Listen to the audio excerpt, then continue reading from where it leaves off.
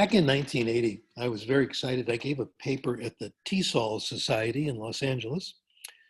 I like to tell people there was standing room only. There were only 10 chairs in the room and 12 people came to my session. And I announced then, this was wrong, I announced we now have the secret of the syllabus. We have the natural order. Let's simply teach from early acquired to late acquired. We'll teach progressive early, third singular. No, the natural order is the result of acquisition and it cannot be changed and it does not obey our logic. It's different. Next hypothesis, very interesting, grammar. What about grammar? What about consciously learned rules?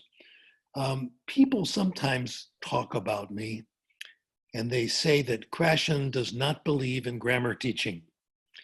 That's not quite true. I would never forbid grammar teaching. If you want to teach grammar, go ahead. Some people like it, some people don't. My conclusion, though, from the research is teaching grammar is very hard to do. It's limited. It's hard to understand. It's hard to use. It's hard to remember. That's my position, and we should realize that.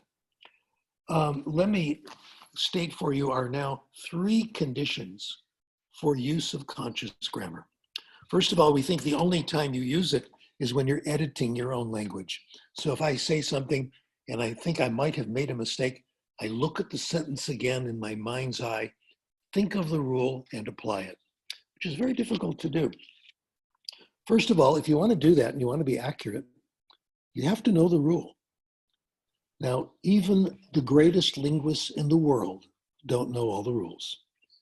I actually met Noam Chomsky in a webinar about a month ago. It was very exciting. We had a conversation. And if you go up to Professor Chomsky, and he knows more about English grammar than anyone in the world, I'm sure, more than anyone who's ever lived. If you say, how many rules of English do you and your colleagues know? What percentage have you acquired? And he'll say, we've only described small fragments of the language. There's a lot we don't know. We don't know the rules, etc. That's Chomsky. What if we go to people who do grammar textbooks, grammarians? How many rules do they know? Well, they know fewer than Chomsky. They study Chomsky's work and they put it into their books. So they know fewer rules. How about language teachers who love grammar? They teach it all the time. Do they know as many rules as the grammarians? No. They don't know all the rules in the textbooks. Our best students don't know all the rules and don't understand all the rules. And our not so good students know hardly any. So this is a huge constraint on grammar teaching. We don't know the rules. We know only a small part. Okay, if you want to apply rules and you're having a conversation, if you want to apply rules, you've got to be thinking about rules, not just thinking about what you're talking about. You've got to be concerned with correctness so you can monitor your speech, make sure you get the right rule. Now that's pretty hard to do and it's unnatural. It's kind of like patting your head and rubbing your stomach at the same time. We're not set up to be able to do that. Also, you have to have time. In normal conversation, you don't have much time to drag up a rule, make sure you got it right, find the place to put it, stick it in, again, check, see if it's right. By the time you do that, it's really tough. I know what I used to do, and you can feel guilty because I'm sure you did this too, we all did. When I'm having a conversation in another language, a language I'm not real good at, I'm sometimes planning my next sentence while the other person is talking. Oh my, that puts you in big trouble. It's suicide. You take all this time to build a sentence, make it perfect, but you weren't listening. And you say something that's completely all wrong, completely irrelevant, has nothing to do with the conversation. So these are very, very hard conditions to meet. Let me repeat them and then I'll give you a surprising conclusion. If you want to use grammar, do it right. You got to know the rule. You got to be thinking about correctness. You've got to have time. In real life, that only happens in one condition. When you're taking a grammar test, that's it. Grammar test, you've studied the rules. You're thinking about correctness, it's a test. And you've got enough time, because they're usually written, to answer the questions, etc. Our research back in the late 70s, early 80s shows this. People don't use much grammar unless you give them a grammar test. And even then, it's not a lot. By the way, if you want to see my research on this, it's available for free, as everything else is, on my website, sdkrashen.com. It's in a book called Second Language Acquisition and Second Language Learning, and you can download that book for free. Please steal my work, give it away, okay? That's what it's for. And then we do the studies. We found out when people use grammar, when they don't, they hardly use it at all. Now, I use grammar, and so do you, under rare conditions, but we consider these to be reasonably important. There's some parts of English, even though I'm a native speaker, and I'm very well read, as you can imagine, there's some rules of English that we teach in school that I have learned them, but I haven't acquired them. And there are places that are considered very important. If you make a mistake there, it means you're uneducated. For example, the difference between its and its, ITS and IT apostrophe S. I am convinced that this rule is leaving the English language. It's disappearing, it's dying, which is why we make mistakes. If I want to get that right, I have to look it up to make sure. Now, teachers take this very seriously, and if you're writing a letter to someone, it's a good idea to go to your spell check, your corrector, and make sure you've got it right. The interesting thing that happens to me, and I'm sure this happens to you, I'll look up the spelling of a word, and you know what, the computer gives you a choice of 4 options and you choose the right one. I always know which one is correct because I've read so much. I have partially acquired it. That means we kind of know these things, but we've acquired it, but we haven't finished the learning part. Don't worry, wait another 100 years, those rules will be gone. Who and whom, lie and lay, it's and its, etc. Okay, the big one. The comprehension hypothesis. I think I might take some time out and do a lesson with you.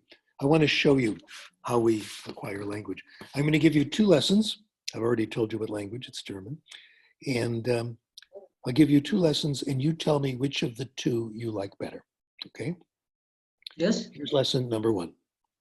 Wir werden jetzt anfangen, Deutsch zu lernen und ich möchte im Voraus sagen, dass nach meiner Meinung Deutsch ist eine sehr schöne Sprache und ich hoffe, dass Sie alle sehr viel Erfolg mit Deutsch haben werden. What do you think? Good lesson so far?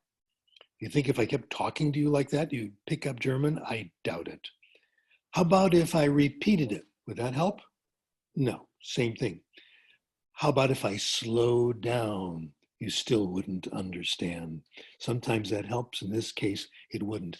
How about if I wrote the sentence out on the wall of my office and I erased every 5th word and you guess what the word is? No. None of those things work, and you can see that now. Here's lesson number 2. Das ist meine Hand. Verstehen Sie das? Ja, Hand? Gut. Hier sind meine Ohren. Ohren, verstehen Sie das? Ohren. Ich habe 2 Ohren. 1, 2. 2 Ohren. Hier sind meine Augen. Augen. Ich habe 2 Augen. 1, 2. Ich sehe nicht. Meine Brillen. Besser, viel besser.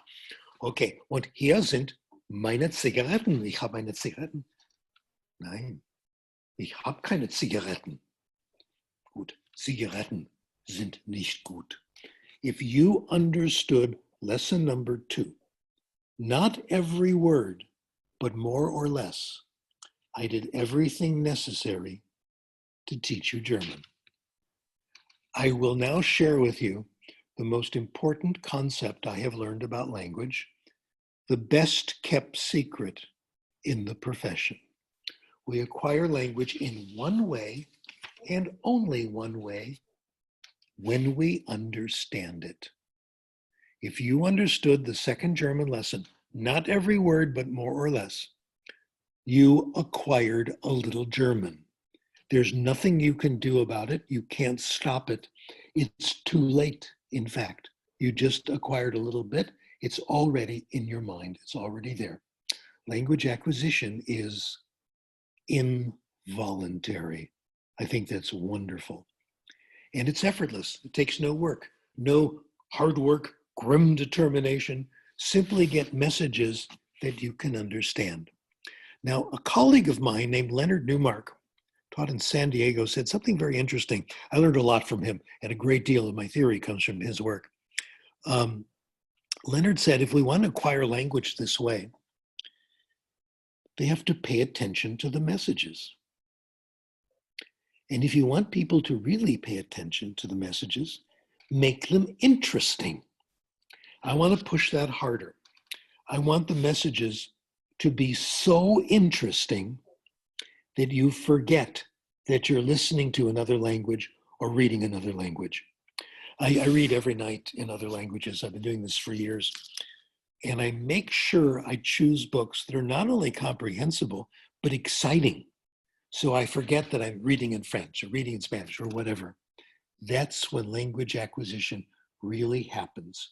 We want compelling, comprehensible input. Let me give you a story that illustrates this. I wrote this in an article called The End of Motivation, okay? Because that's what I think is going on. It's a case history of the son of one of my former students, now my colleague. We'll call him Paul. That's what we call him in our article. His real name is Vincent. Paul grew up in the San Francisco area. The language of the home was Cantonese. Mom and dad were both from Hong Kong, so they spoke Cantonese at home. And one of their parents lived there, mommy and grandpa and grandma lived them. They spoke Cantonese, and every night the family would watch. Oh, let me back up. When the parents were starting their career, my student and her husband, they were busy a lot. They couldn't come home every night, so they hired a babysitter. The babysitter was a Mandarin speaker. Now, you know that Mandarin and Cantonese are different languages. They're not the same. They're dialects of the same language, kind of versions of the same language. But if you speak Cantonese, it doesn't mean you understand Mandarin. There's some shared vocabulary, okay? Like Hebrew and Arabic have shared vocabulary, no question. But it doesn't mean if you speak Hebrew, you understand Arabic, etc. Anyway, so the babysitter would come over, turn on the television set to cartoons in Mandarin. Paul would watch the cartoons. They were very good. My favorite is SpongeBob. It's so good. I love cartoons. I love cartoons. Oh, I love them. I think the people who do them are geniuses. Anyway, he started watching the cartoons thanks to the shared vocabulary and the wonderful cartoons, the plots, the visuals, and a little help from the babysitter. He started to understand them. He watched them for years. When he went to school, he started watching Mandarin television for children at home. When he got older in high school, his father would bring home 2 movies every weekend in Mandarin. The family watched the movies and they watched the news every night, okay? Today, Paul speaks Mandarin. He's pretty good. His mom has told me that when guests come over and they're Mandarin speakers, he does fine. They sometimes visit China, Beijing, they visit Taiwan, Taipei, that are all Mandarin speaking. He has no problem at all. It's comprehension that makes language acquisition work. No speaking habit, just watching TV, etc. We want the input to be extremely interesting or compelling. I have claimed the best input is just ecstatic, things you really like. So when I read in other languages, I choose books I really, really like. Generally, science fiction, that's what I like. And if the story is good, you forget what language it's in. Another fact about language acquisition before we talk about application, a couple little things.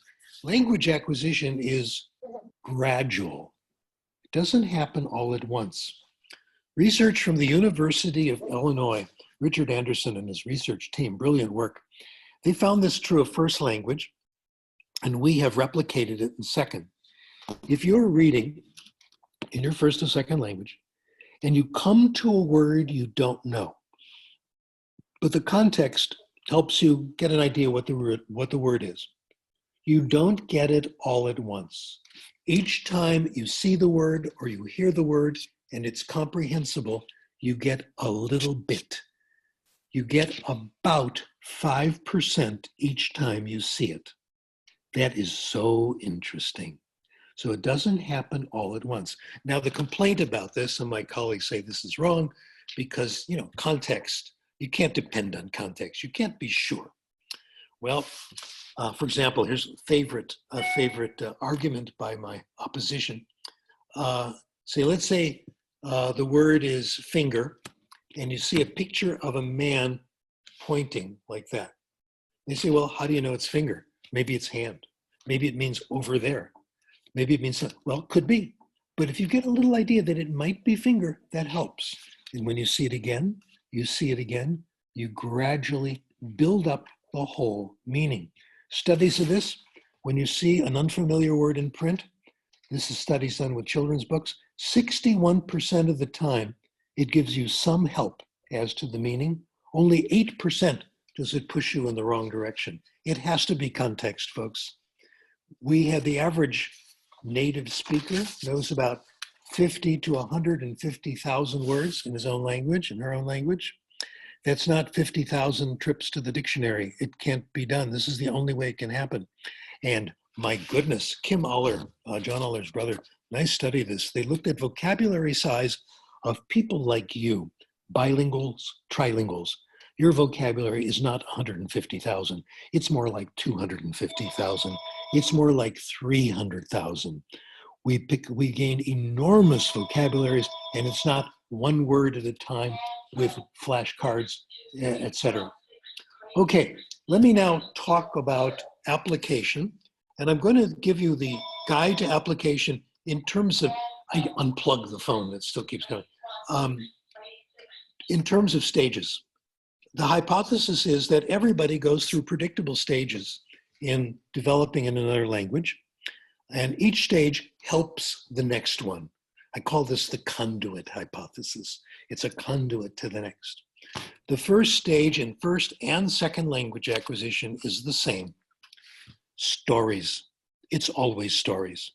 This is how we develop our first language, and we'll see that the most interesting methods now for second language depend on stories in early stages. I gotta tell you, everybody likes stories. Everybody likes fiction. Fiction makes the world go around. Tell a good story and people listen to you. Yes. Not only do I want to help you save money and help you in your teaching life, but I also want to help you financially. No, I want to help. That's my son calling. I'll talk to him later. My son.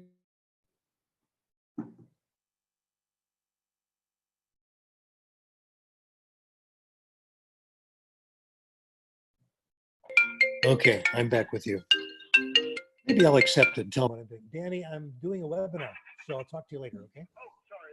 No, you couldn't know. All right. Everybody, you just met my son. Okay. Say hello to him. There we go. You just met my son. My son is, when I ask people not to call me Dr. Krashen or Professor Krashen, I say that because I'm not the real Dr. Krashen. The doctor. You don't like to be called doctor, no? No, because my son is the real Dr. Krashen. He's a mathematics professor, okay? He's much smarter than I am, that's for sure. But you are a doctor in linguistics, no? No, mathematics.